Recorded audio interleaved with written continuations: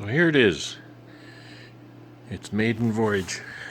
I don't know if it's a voyage, but the first time it's heating up. I've got the heater box cover on. I've just screwed that on for now. My hardware store didn't have enough draw catches. Only had two, really, so I put them here. And I'd sure like a little bit bigger draw catch than that. These doors need some pull to pull them in together nice.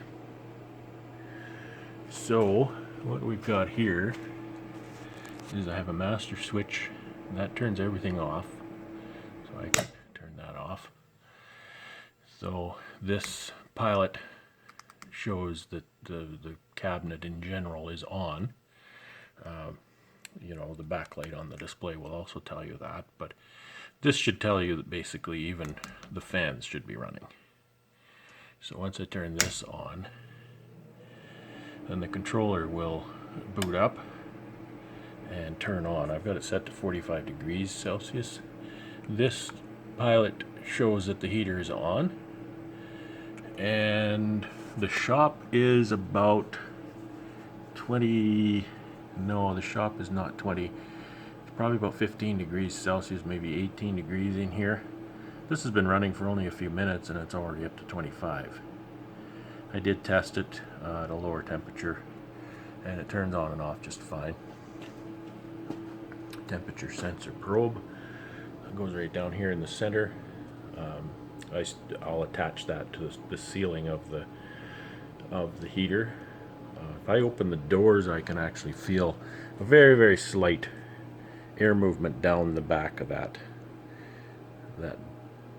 back duct there for the return air.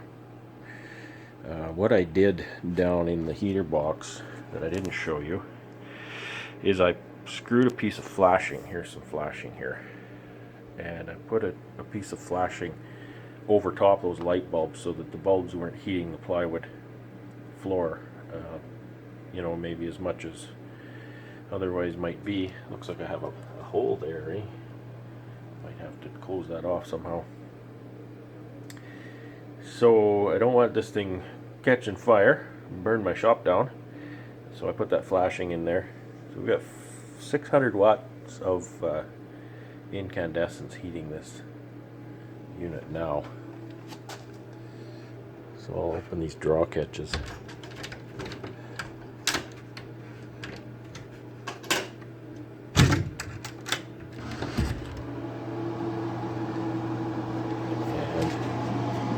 Yeah, I can definitely feel the warmth in here. I can feel the air going down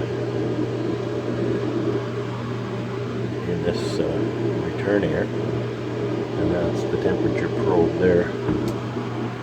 So I have a little temperature sensor that works with my weather station, and what I do is I'll put that in here.